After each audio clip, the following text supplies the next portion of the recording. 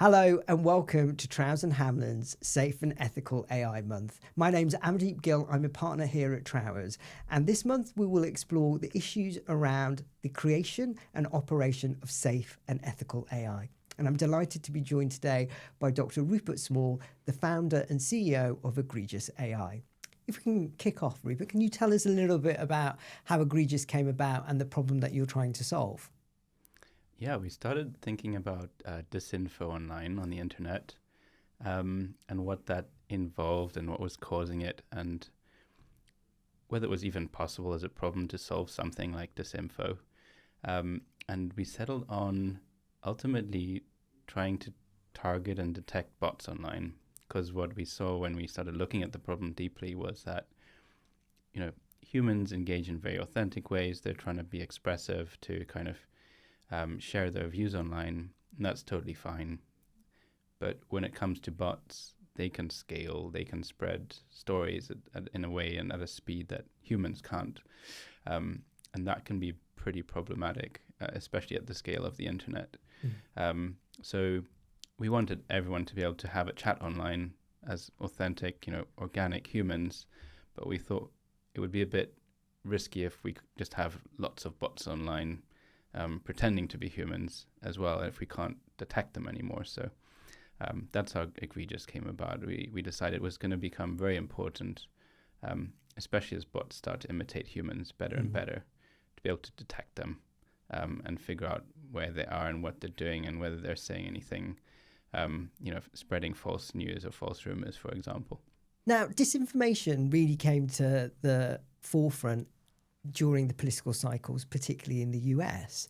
Was it a genuine uptick in disinformation? Was it a moral panic? Is there real growth in this, given that you're at the forefront? Is there a genuine uptick? Are the tools out there creating more noise? And how concerned about it should we be? Yeah, I think the internet definitely really changed political discourse. For example, it made it more international. When the US has an election, we can all watch and participate live. That's not something that, historically elections really had to manage or take into account. Nowadays, if there's a political election in one country, it's kind of open to interference by the opinions and views expressed by pretty much anyone in the whole world. So that's something that changed just by virtue of the fact of all of us being more connected. However, what's changed again more recently, which is slightly more nefarious, is that it's not just humans participating in those conversations, but bots. So earlier this year, bots actually started to outnumber human users on the internet. So the ratio became more than 50% bots and less than 50% humans using the internet.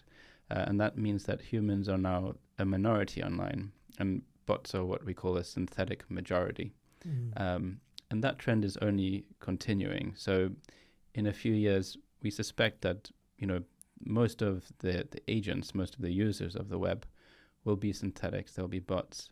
And so that's where you have, maybe more pernicious or more sticky questions around election integrity and the nature of democracy, is when it's not just humans participating in these conversations and these debates and these political decisions ultimately, but synthetics where there's no attribution, there's no kind of responsibility, and also they're not human, so they shouldn't necessarily be engaged or involved in a voting process. And they'll come to that table with some form of bias or agenda, I presume. Yeah, so every agent or bot will be backed up by some AI system, and that will be created by a designer or an architect. And just by virtue of that design, and also just the intent of whoever let it loose on the internet, it's going to have certain goals which it's trying to achieve.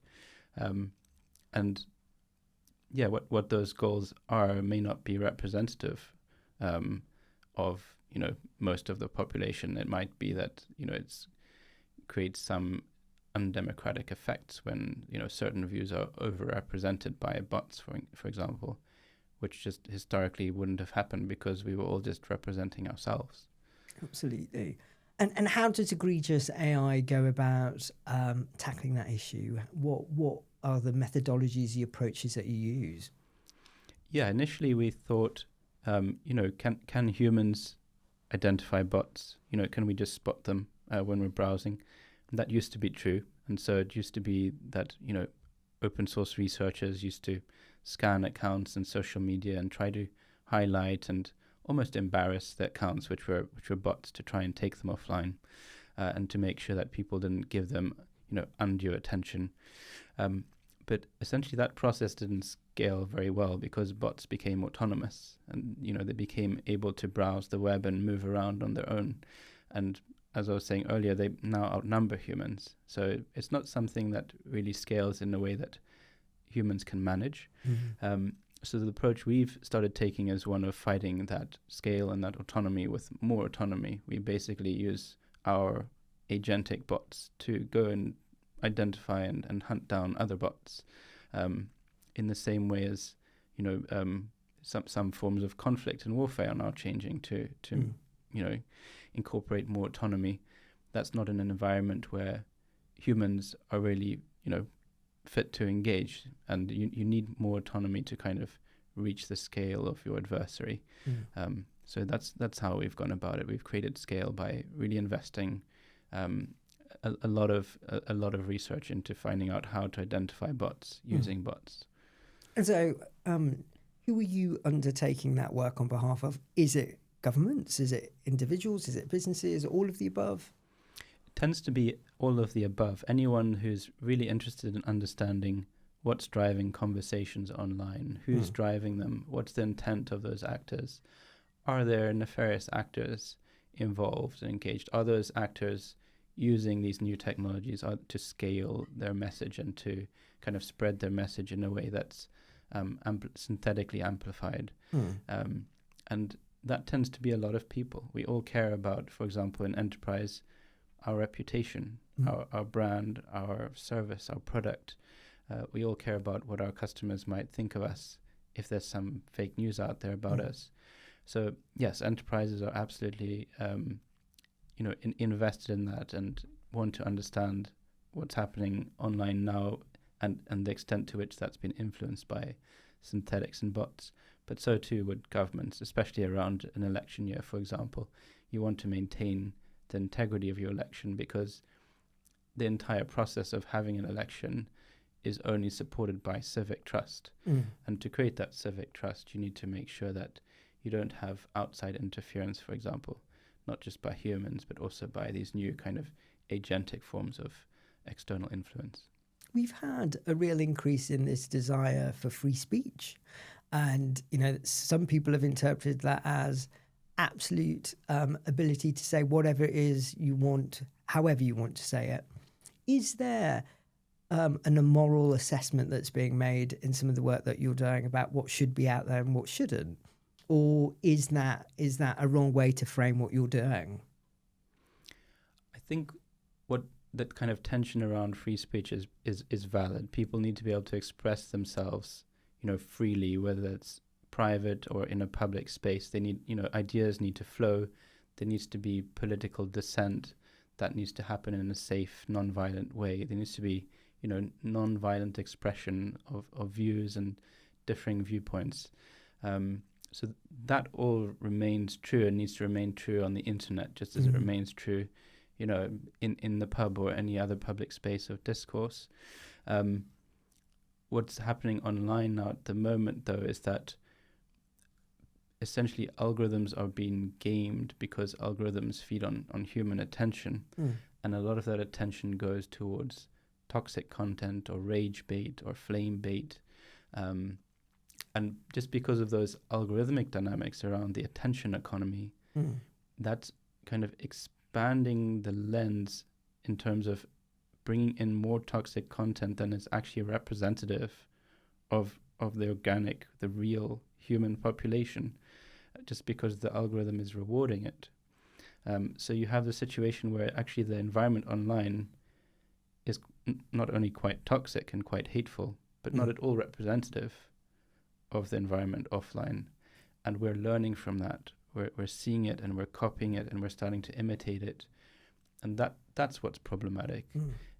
It's about ensuring that the online world is truly representative of who we are and our values, and ensuring that we learn the right lessons from that content, as opposed to constraining anyone's speech or telling anyone that they're not allowed to express their views.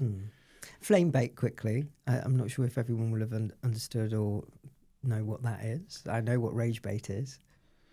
I was just using like two terms to mean similar things. So rage bait would be it's there to inspire rage in you. Yeah. Flame wars are kind of it's kind of similar dynamic online. It's where there's just a very big pile-on around a certain topic or issue or theme, and people are become very rowdy and upset or polarized around it, and they go to extraordinary means to kind of put their point across. Yeah. So that kind of expansion of kind of conflict and polarization to the online arena is something we see not just as an expression of free speech, like we were saying earlier, but actually because the algorithms start to reward it. And when the algorithms start to reward it, the influencers create more of that content, and also more people start to see it.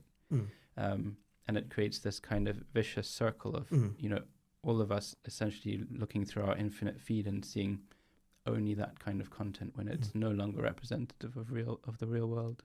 So we've had this concept of moral panics in society for a long time, but what you're describing is the way social media works, algorithms and AI, that these cycles are far more intense and they amplify at a scale, and by their very nature, because it's traditional media had a geographical footprint, the scale of these is far greater. And we've talked about how Egregious operates and what it's doing, and it feels like it's in response to this new world that is emerging around technology and AI, and you probably may not have existed a few years ago because this problem has become amplified over that time. Now, there's lots of things that you're seeing that perhaps people on the street aren't seeing. What kind of things do you think you'd like to bring to the surface now that generally other people wouldn't know? I think probably something I would highlight is the ability for these software systems, for these algorithms to really imitate us in a way that just passes the Turing test, in a sense. We can't distinguish it from human behavior, which is a very novel thing for us as a collective, as humans. We're used to using our eyes to assess the truth, using our ears. If it looks like a duck and it quacks like a duck, it's a duck. Yeah. But now when we go online and we see an image, there's usually not really a way for us to distinguish whether it's a real image or a fake one anymore. And that's something which we're just not familiar with. We're used to being able to look at photographs of our family, of our friends, and to use those as kind of credible evidence that those moments happened. And now, for the first time in decades, and actually some of us will have never experienced this because we might be the second generation after the invention of the camera, but we can't make those assumptions anymore. We can't look at a picture and assume that if it looks true, it's true.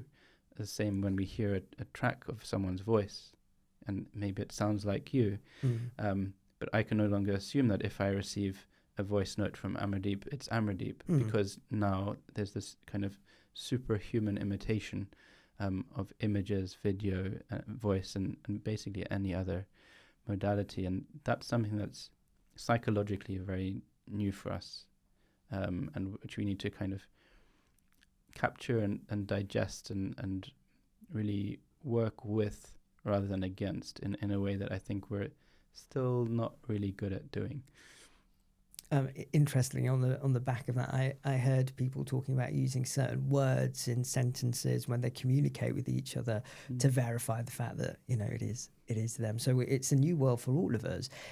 Is there anything that we should be hopeful about? I know that we've talked about some of the negative impacts of this technology in the world that we're creating, but what is there to be hopeful about in your perspective? I think that it's really helping us, again, as a collective, as a society, to have some very important conversations. One is obviously what it means to be human. These algorithms, they're kind of putting many of us in danger of losing our job to a machine. They're causing us to reflect okay, what is unique about me? What's unique about the fact I'm a human and I'm not an algorithm, even though the algorithm can like imitate what I'm doing at the moment. And that kind of self-reflection as individuals, but also society, as I think is very important, and kind of the fact that we're being pushed into that conversation, I think is quite positive. It's also making us reflect around our ethics more, because we ultimately have to embed our ethics in these models. They need to be aligned to our values. And I don't think we've had to really be, urgently describe those before. We've had time, we've had space. There's been no kind of pressure to do so. But now if we don't, we have the risk of these algorithms running amok and doing things which basically are, aren't aligned with our values or our goals.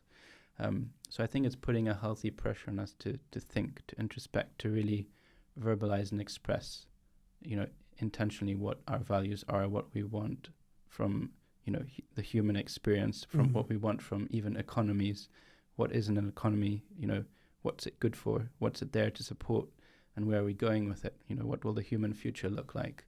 If it's a future where we're living alongside these super intelligent algorithms. Thank you. And I think that's a very important note, and part of the reason why Trowers are having this Safe and Ethical AI Month, where we're unpacking those very topics and giving some intentionality to what it feels like for all of us to create a world where it's values driven and the technology supports that.